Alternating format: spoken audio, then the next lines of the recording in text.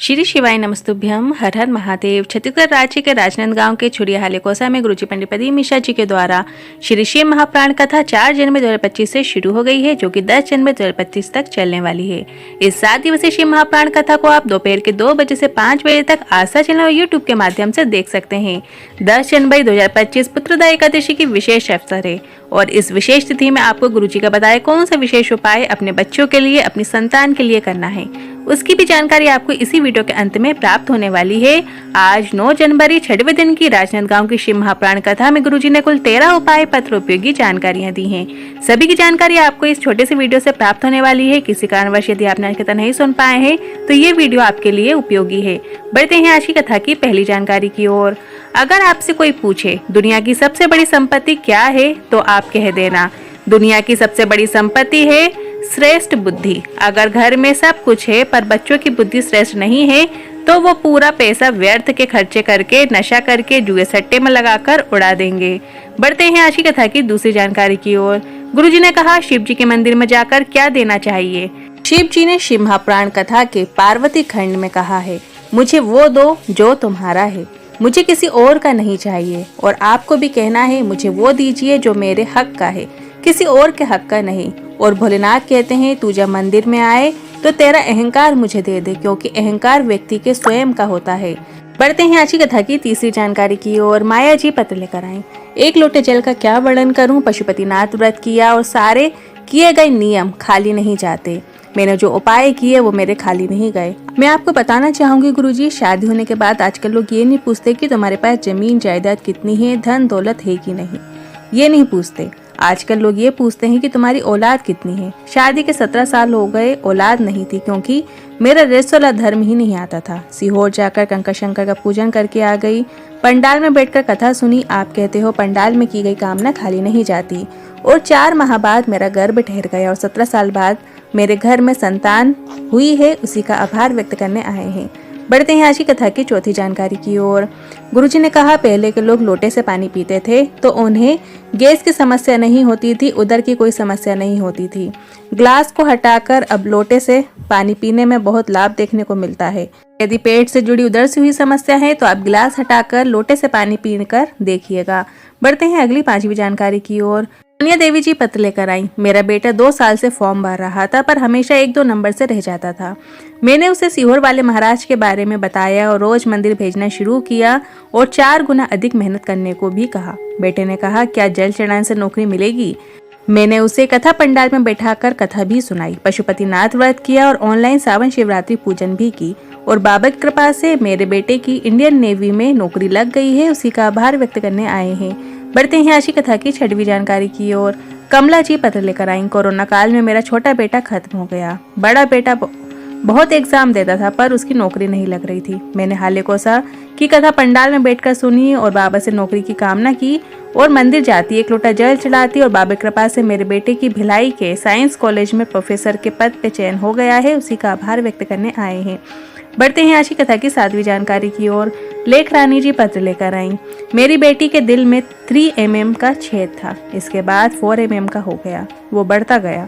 Doctor ने operation की बोल दिया। हमने दवाइयाँ ली और शिवलिंग पर चढ़े जल का आचमन कराना शुरू किया और 6 महीने बाद फिर जांच हुई तो पता चला छेद पूरी तरह से भर गया है, उसी का आभार व्यक्त करने आए हैं। बढ़ते हैं आज की कथा की 8वीं जानकारी की ओर। भोलेनाथ ने आम के पत्ते को वरदान देते हुए कहा, जिस घर के द्वार में तुम्हारी बंदलवाल लगेगी उस घर में काम, आसक्ति, क्रोध, तृष्णा प्रवेश नहीं करेंगे। तो ये गुरुजी का बताया बहुत अच्छा उपाय है। आप अपने घर में आम के पत्ते की तोरण अवश्य लगाइएगा। बढ़ते हैं आज की कथा की 9वीं जानकारी की ओर। रामेश्वरी जी पत्र लेकर आई। 14 साल से संतान सुख नहीं था। हालेकोसा की कथा पंडाल में बैठकर सुनी, बाबा से कामना करके चली गई और 1 लोटा जल चढ़ाना शुरू किया और घर आकर पशुपतिनाथ व्रत किया। पहले ही व्रत में गर्भ ठहर गया, संतान सुख की प्राप्ति हुई है, उसी का आभार व्यक्त करने आए हैं। बढ़ते हैं आज की कथा की 10वीं जानकारी की ओर। ममता जी पत्र लेकर आई। 11 साल से संतान सुख नहीं थी। आसपास के लोगों को व्रत पूजन करके देखती तो उनसे पूछा कौन सा व्रत करते हो, तो उन्होंने बताया प्रदीप मिश्रा जी का बताया शिव पुराण के अनुसार पशुपतिनाथ व्रत कर रहे हैं और मैंने भी व्रत किया। सीहोर रुद्राक्ष महोत्सव में भी पहुंच गई और बाबा की कृपा से संतान सुख हुआ है, उसी का आभार व्यक्त करने आए हैं। बढ़ते हैं आज की कथा की 11वीं जानकारी की ओर। मीना जी पत्र लेकर आई, लिखती हैं 14 साल से संतान सुख नहीं था। आपकी कथा पंडाल में बैठकर सुनी, साथ ही मैंने पशुपतिनाथ व्रत भी किया और बाबे कृपा से संतान सुख हुआ है, उसी का आभार व्यक्त करने आए हैं। बढ़ते हैं आज की कथा की 12वीं जानकारी की ओर। पुत्रदा एकादशी के विशेष अवसर पर आपको गुरुजी का बताया विशेष उपाय अपने बच्चों के लिए करना है।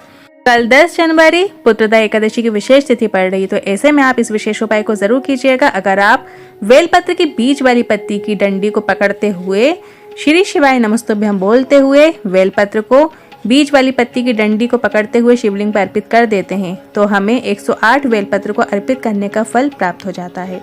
और इस प्रकार से बेलपत्र अर्पित करके आप अपनी किसी भी प्रकार की मनोकामना भोलेनाथ से बोल सकते हैं। अब चाहे वो संतान प्राप्ति की हो या अपने बच्चों के लिए या कोई दूसरी भी कामना हो, तो वो पुत्रदा एकादशी में बेलपत्र चढ़ाते हुए आप कर सकते हैं और उसका लाभ प्राप्त कर सकते हैं। बढ़ते हैं अगला उपाय जो आप पुत्रदा एकादशी में कर सकते हैं। पुत्रदा एकादशी में आप बच्चों की नौकरी प्राप्ति के लिए भी उपाय कर सकते हैं। 7 बेलपत्र लेना है और 1 कलश जल लेना है। अब आपको 1 कलश गंगा जल लेना है। यदि आपके पास गंगा जल पर्याप्त मात्रा में नहीं है तो आप कुछ बूंदे अपने कलश के जल में गंगा जल की डाल लीजिए और उसके बाद 7 बेलपत्र उसके अंदर आपको डाल लेना है। 7 बेलपत्र आप ऐसी लीजिएगा जो कहीं से भी खंडित ना हो। साथ ही ध्यान रखिए जो बेलपत्र के पीछे का डंठल लगा होता है उसको आपको तोड़ लेना है। यार हम जैसे शिवालय जाते हैं तो मैं कई बार देखती हूँ कि कई लोग ऐसा करते हैं कि बेलपत्र के पीछे जो डंठल लगा होता है वो लगी हुई बेलपत्र ही चढ़ा देते हैं, पर इस तरीके से बेलपत्र अर्पित नहीं करना चाहिए। हमेशा बेलपत्र के जो पीछे का डूंट होता है, डंठल होता है, उसको तोड़कर फिर बेलपत्र अर्पित की जाती है। तो आपको 7 बेलपत्र उस जल कलश के अंदर डाल देना है और जो बेलपत्र की पत्ती का मुख है वो जल कलश के अंदर डूबना चाहिए, डंडी ऊपर की ओर होना चाहिए। इसके बाद आपको सबसे पहले जो नंदी जहाँ विराजमान होते हैं वहां पर आपको जाना है और नंदी का जो उठा हुआ चरण होता है, 2 चरण देखेंगे आप सामने के, वो एक चरण जो उठा हुआ है उसमें आपको जल कलश का जो जल है, गंगा जल है, श्री शिवाय नमस्तुभ्यं बोलते हुए वो नंदी के चरणों में आपको अर्पित कर देना है। इसके बाद जो कलश की 7 बेलपत्र बची हैं उन 7 बेलपत्र को आपको अपनी कामना करते हुए श्री शिवाय नमस्तुभ्यं बोलते हुए शिवलिंग के ऊपर अर्पित करना है। पर ध्यान रखिए आप जब बेलपत्र अर्पित करें तो जो बेलपत्र की डंडी है वो आपसे ठीक विपरीत दिशा की ओर होना चाहिए या फिर आप जलाधारी की ओर मुख करते हुए भी चढ़ा सकते हैं। पर आप 7 बेलपत्र एक साथ भी अर्पित कर सकते हैं या आप एक एक करके भी अपनी कामना करते हुए श्री शिवाय नमस्तुभ्यं बोलते हुए आप जिस भाव से जिस कामना से इस उपाय को कर रहे हैं वह अपने अंदर उसका चिंतन करते हुए और श्री शिवाय नमस्तुभ्यं बोलते हुए अर्पित कर देना है। बस आपको इतना करना है, झोली पसार के बाबा से निवेदन करना है, आपकी कामना देवादेव महादेव निश्चित ही पूरी करेंगे। करते हैं अगली 13वीं जानकारी की ओर। 16 जनवरी से 22 जनवरी गुरुजी की अगली शिव महापुराण कथा होगी जो कि सूरत गुजरात में होगी, जिसका एड्रेस भी आ गया है। एड्रेस इस प्रकार है, वेदांत सिटी, खारवासा मंदिर के पास, डिंडोली रोड, सूरत। और इसके बाद गुरुजी की जो अगली शिव महापुराण कथा है वो 24 जनवरी से 30 जनवरी साकरी महाराष्ट्र में रहेगी। फिर 1 फरवरी से 7 फरवरी कुपुर कांकेर छत्तीसगढ़ में रहेगी। फिर 10 फरवरी से 16 फरवरी प्रयागराज सेक्टर नंबर 21 पीपा पुल नंबर 1 सतुआ बाबा शिविर में होगी। और इसके बाद गुरुजी की जो अगली शिव महापुराण कथा है वो 17 फरवरी से 23 फरवरी तारा बाबा की कुटिया सिरसा हरियाणा में होगी। और फिर 25 फरवरी से 3 मार्च जो कथा होगी वो सीहोर में होगी। कुबरेश्वर धाम में वो कथा का आयोजन किया जाएगा, साथ ही रुद्राक्ष महोत्सव भी होगा।